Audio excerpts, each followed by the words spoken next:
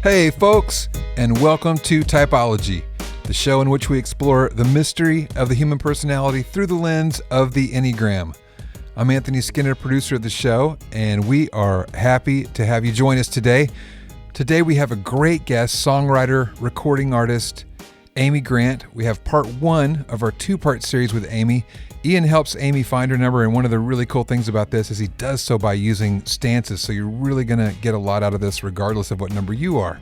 So I know you're going to enjoy today's episode, and without any further ado, here is the host of our show, Ian Cron.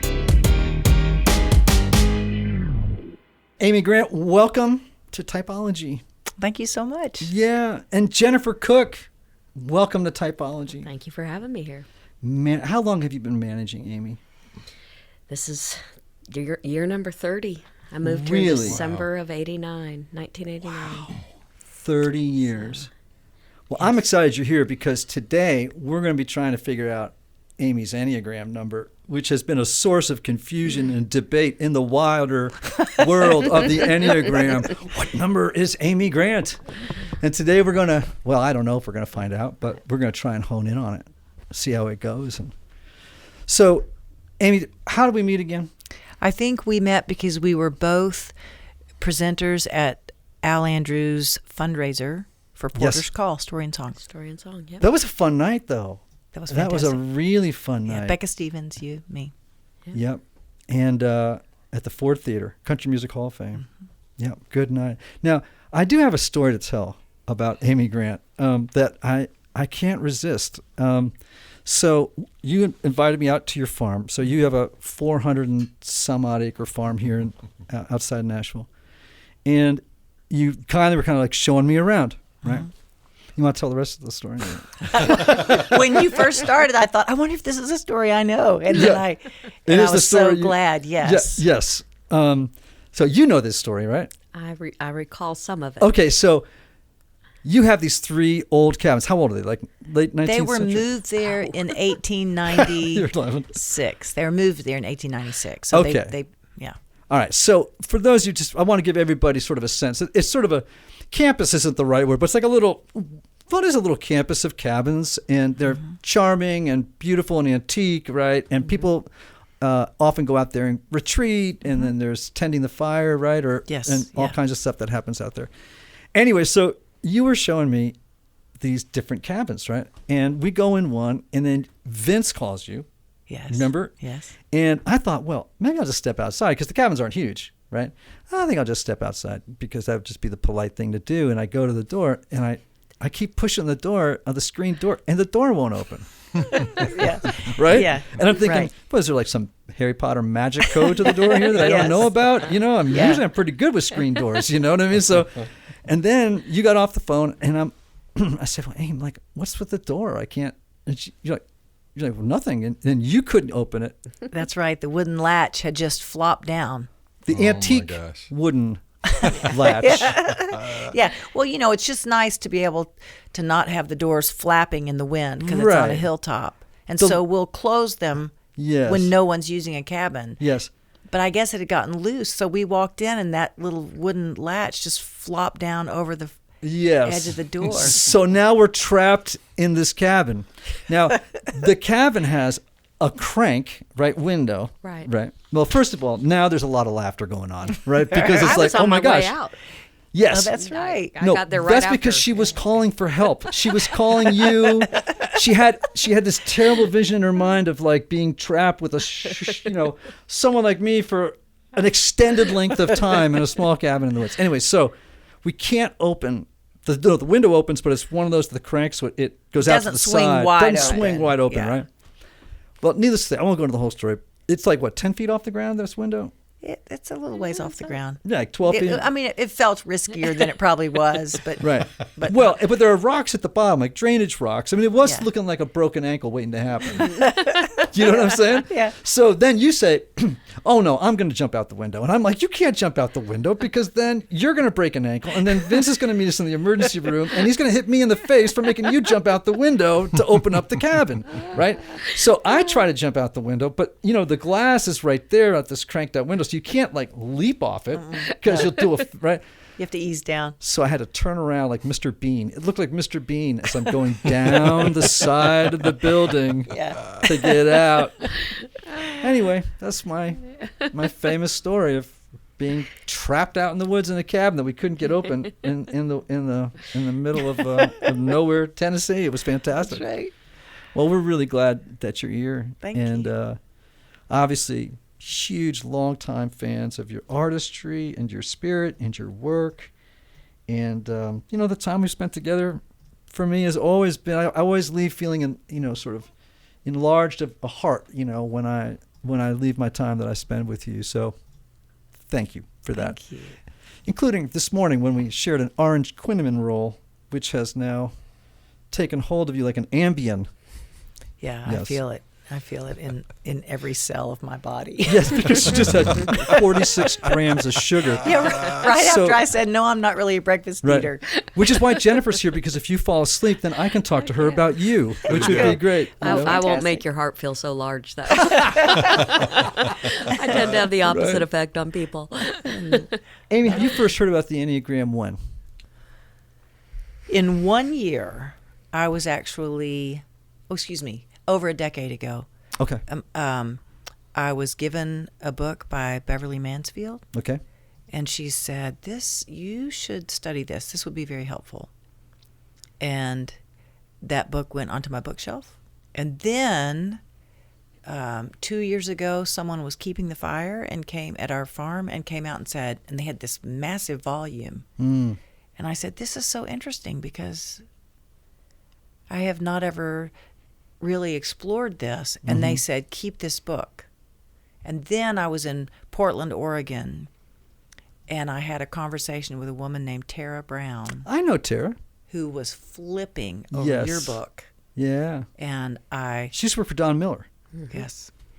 And on Tara's advice, she said, get this book, The Road Back to You.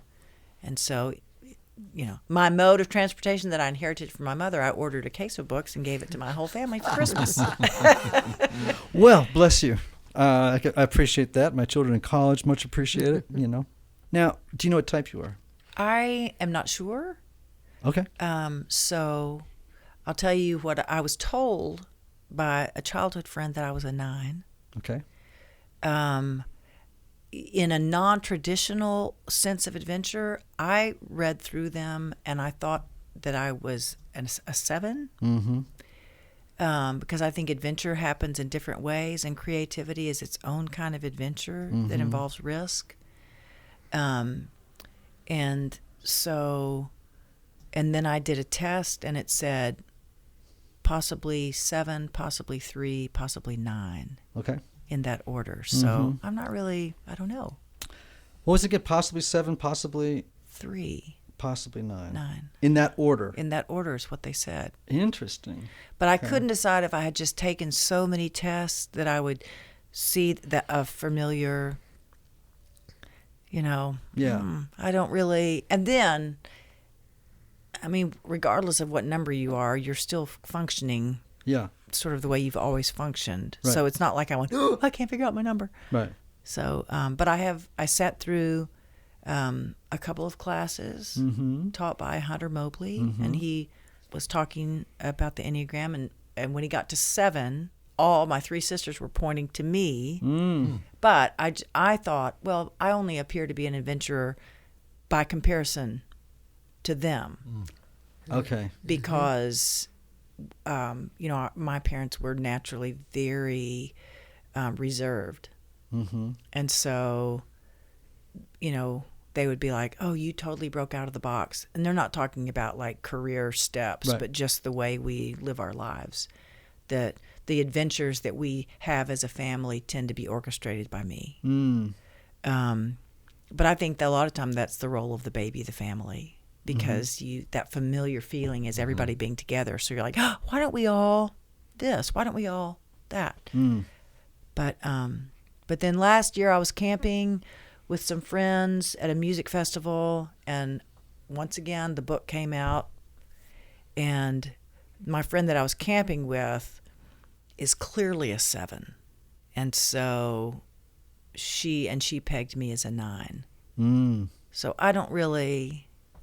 You're not sure. I'm not sure, and I don't know how one would be sure. Yeah. And here's the other thing. It's always, who were you at 20? We'll go back to 20. But because of where work has taken me, I felt like from the time I was 16 on, Right. that I was always put in situations that were not of my own choosing, and constantly adapting. It was not a bad thing. It was just different. Yeah. You know, I mean, from early on, I was part of someone's fiscal year. So that created a regimen for my life that was preset, felt preset. Yeah. You know, I think you're a tricky case because from 17, 18 years old, you started to live a very different life. And you had people who had lots of different people with lots of different interests, right, involved in your life. And I was exposed to so many different environments, and like front row seat instantly. And so the things I was exposed to, things that piqued my interest, I don't know that I would have found those things by myself. Right. Yeah, because people do often say when you're trying to find your type, try to think back to when you were younger, simply because at 20, all of us were less self-aware than just about at any other point in our lives, right? I mean, hopefully, as we get older, we all develop a little bit more self-knowledge. But, man, when you're just, flowering in your personality at 20 and, it can be charming at 20, but not so charming at 40. So, all right, well, let's try and see where this goes and see if we can find it. Okay. One of the things I always tell people when I'm helping them find their type is to remember that you're all 9 types. Everybody's all 9. Yeah, sure. Everybody contains all 9 types. Yeah. So one is just dominant, right? Okay, yeah. But, in a given day, I can be an 8. I can be a 3 in certain areas. I can be a 1. I can be I'm very one-ish as a perfectionist around my writing. But, I can be very 5. I love research, So anyway, we have all of these in us, right. But there's a default one, right, that we go to all the time. And really what determines type is the unconscious motivation. Okay. Right? So underneath each of these types, there is an unconscious motivation that powerfully influences the way that type thinks, acts, feels, the way that it sees the world. And what's so helpful about the Enneagram is if you can get that unconscious motivation into conscious awareness, and then you can begin to go, oh, that's why I predictably and habitually do these patterns that don't work, Yeah. And you can then become the healthiest expression of yourself just through growing in self-knowledge and self-awareness, letting go of the stuff that's not so good and turning the volume up on the stuff about your type that's wonderful, right? So I say that not just for you, but for everybody as they, try and figure this out, right? So did you ever read stuff on the 9 and have a reaction to it, or?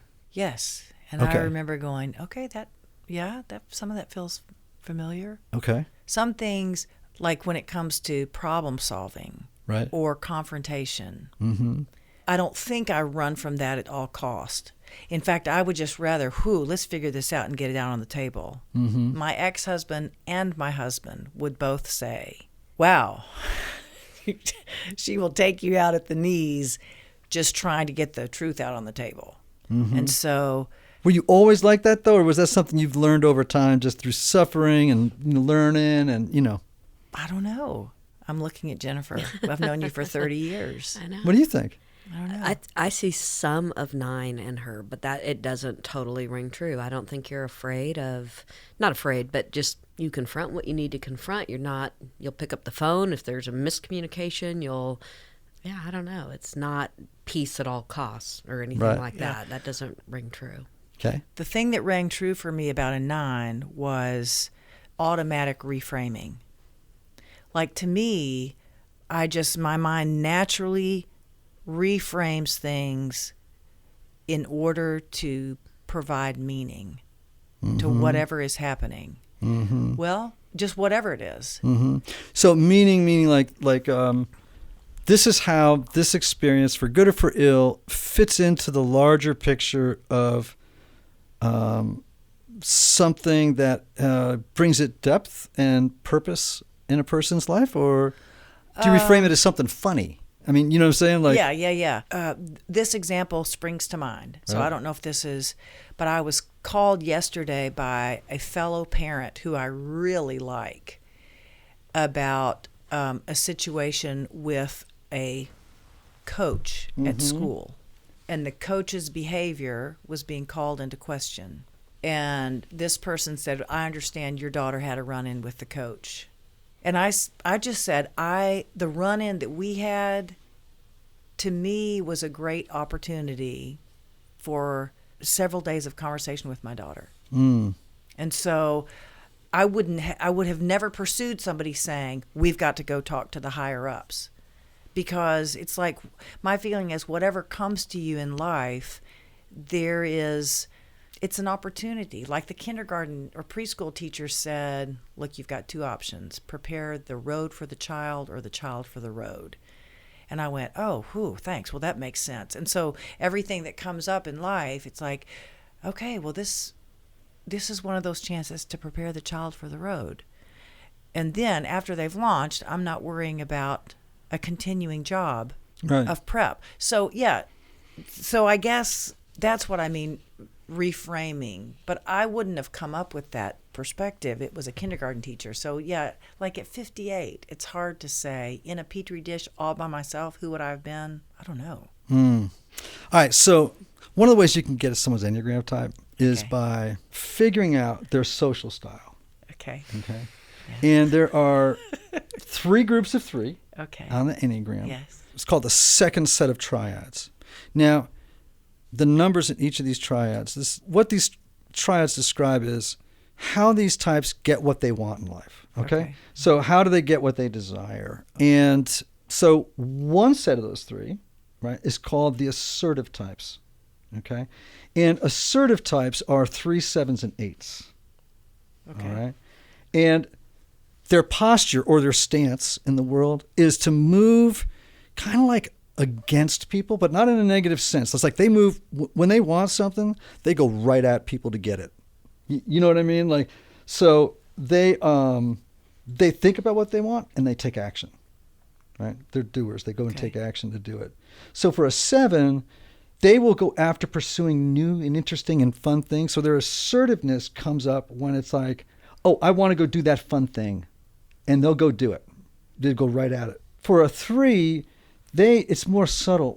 What happens for them is they focus more on their own goals, but if you get between them and their goals, they will stand up to you. They get assertive, right? And 8s is kind of obvious. They're called the challengers. Their assertiveness comes right out at you. You know what I mean? It's like you'll know right away this is a very aggressive type. So those 3 types in the assertive stance go right up against people, right? Does that sound like, any of those sound like you? Are you an assertive type of person? I feel like I don't feel like I'm in somebody's face. If any one of those, I would just, overall, if I had to say yes or no, I would say no. Okay. But there are things that are interesting to me, that are exciting to me. It might not be jumping out of an airplane exciting, but an idea that's exciting or an experience that's exciting. Right. And I find a lot of energy to be assertive about those things. Right. So, okay. So let's move on to the next one. Because I think the reason I love stance work, and this is so good for our people here, is that these are called stances. So it's like your social style, your the way that you stand in the world, your posture in the world. Okay. So, there are just some people who go right toward people. Yeah. Right? And so, and I say in my experience of you, no, not so much. No. Your energy doesn't go, immediately right out toward people. Right? Right. But that's me, and I won't tell you your type, even if I had an opinion about it. You know what I mean? It's because the Enneagram is all self-verifying. So, all right, let's move on to the next one. Because in lots of ways, what people don't know is that if you do stances, it's the quickest way to find out your type. Okay, just by what's your stance in the world. Okay, so there's another set of 3 numbers on the Enneagram. So we just talked about 3, 7s, and 8s, the assertive types that are called the compliant types. Okay, and that's 1, 2, and 6. And their focus is kind of more on society and on people, in the sense the people around them, rather than on themselves, which is more like the assertive types. So their focus is a little bit more about the people around them. Okay. And these people, instead of moving against others, like 3, 7s, and 8s do, move with others. Okay? They move with others. So they focus on feelings, what's happening around them, and then they act in response to it, right? Accordingly. So for a 2, Jennifer, you're a 2, right? Well, I don't know. Let's keep talking. Oh, okay. Oh, man, this is going to be a double header. All right. So for you, this is like if you were a 2, you're very focused on other people's feelings, what they need. Your unconscious motivation is a need to be needed, to meet the needs of others, to win their appreciation, while at the same time not acknowledging your own needs and not being in touch with your own feelings. I don't feel like that's you, Jen. Uh-oh. I feel like you're more the first stance. Yeah, I was relating to Yeah. 3. Yeah. So do you see how helpful this is? Yeah. Because right now we can Stance. eliminate like 6 types Right. by just saying, okay, all right, which of these 3 pools do you swim in? And can I tell you, you can eliminate all of those for me. I have never taken my cues, I don't believe, from going along with. I mean, I happily go, we're going in the same direction. Right. But yeah. No. Right. So Not at all. Right. So for like 1s, for example, they tend to be very compliant with social standards, rules, protocols. You know what I mean? Like that sort of a stuff. Like Jennifer's just shaking her head like, no, that's not Amy. That's not Amy. No. Nope. Okay. And 6s will act more towards the situation that they're presently within. And they tend to be like, and all 3 of these numbers do, they tend to go... they tend to think, there's a lot of groupthink with these numbers. They can do groupthink. Okay. You know what I'm saying? Like, the group thinks that, I think that. Right? Jennifer, no, right? No. Okay, we just moved you out of the compliant stance. Okay. All right, so let's talk about the last one, 4s, 5s, and 9s. All right. And this is called the withdrawn stance. All right. Okay. So they don't move with people like the folks in the compliant stance. They don't move against people like those in the assertive stance. These are people who tend to move away from people. Okay. Now that doesn't mean they don't love people, that they can't be very present and caring. It's not that. Right. It's just that in getting their basic needs met, they tend to look more into themselves for that than outwardly.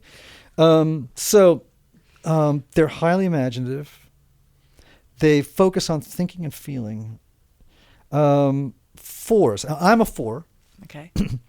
And we can withdraw socially, although I'm a subtype of a 4 that's more of an extrovert. And, we take to spend a lot of time constructing our individuality, our originality. And now a 5, a 5 often withdraws sort of physically. You can almost get a sense that they're becoming emotionally detached. They're distant. They feel emotionally distant. Okay? They have a strong need for privacy, for solitude. That's where they recharge. Okay? And then 9s. Okay? Now, 9s are interesting in this stance because you don't necessarily physically withdraw from the world if you're a 9, but you can zone out in the world. It's sort of a mental withdrawal into an inner kind of sanctum. You're laughing over I'm there. just laughing, looking at Jennifer. Jennifer, right? Looks from Jennifer. Okay, Yeah, so my Jennifer, coffee so here. do we think? Well, I mean, we've already eliminated 2 stances. We think you're in this right into withdrawn stance. Okay, so when we come back, I got to do a quick little ad for something. Okay. We are gonna nail the number. Okay, we are gonna solve the mystery.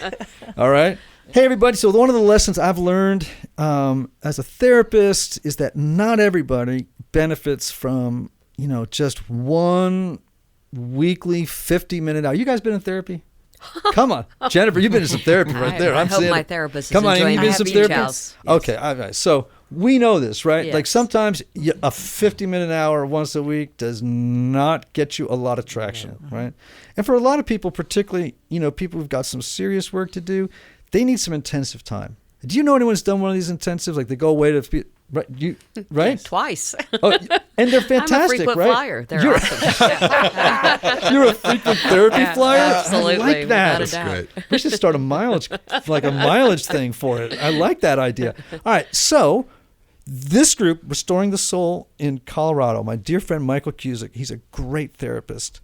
What they do is they offer 1 week, 2 week intensives. Like you do a half-day block to work on issues that you don't have the time to do the 1 week at a thing. It's like the fire is going to burn out of control long before that'll happen, right? Or you just need a significant jumpstart, right? And so, I'm a big believer in these things. I've done one like at onsite, right? Did you do that one too? Twice. I know, fantastic, right? Awesome. And so you go out to Denver, Colorado to Restoring the Soul, my friend Michael Cusick, and the results are dramatic. I mean, you just spend rich time getting a lot of work done, right, in a short window that you couldn't possibly do like in a year even, right? So if that sounds interesting to you all, you need to call my friend Mike Cusick, and that number is 303-932-9777, 303-932-9777, or go to their website, restoringthesoul.com, learn about these intensives, how you can start to get this work done. And if you're a typology listener, as always, you can go there to restoringthesoul.com/typology to download their PDF called 5 Ways Unaddressed Trauma May Be Derailing Your Relationships. Is it only 5 ways? I can think of so many more ways that my relationships have been derailed over the years. Okay, Amy Grant, Jennifer Cook. Amy, we're trying to figure out your type. We've moved through the compliant and the aggressive stances. We've decided that that's not your social style, your way of being in the world. Jennifer has been here nodding, shaking her head back and forth. We know we're in the withdrawing stance now, right? Yes. Oh, yes. Absolutely. So Yes. I'm going to tell you the 3 unconscious motivations, one for each of those types. So this is what's powerfully influencing the way they think, act, and feel, right?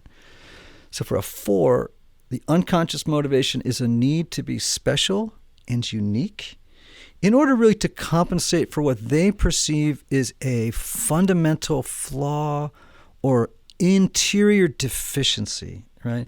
So there's a kind of melancholic flavor to this type. It's they're actually kind of the quintessential romantic artist who suffers for their work. You know what I mean?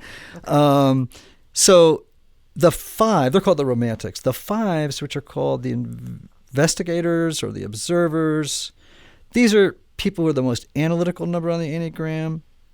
Their unconscious motivation is a need to acquire information and knowledge, particularly about niche subjects. Information is power. They cannot stop reading, studying, gathering knowledge.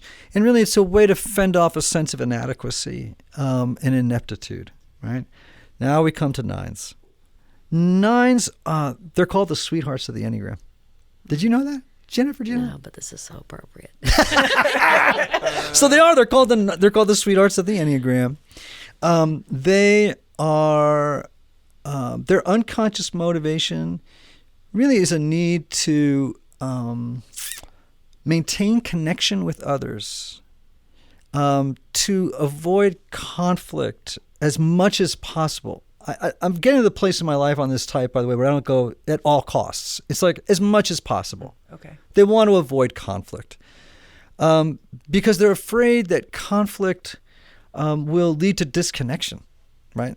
So, and they tend, as part of this strategy, to merge with the opinions, the preferences, the viewpoints, the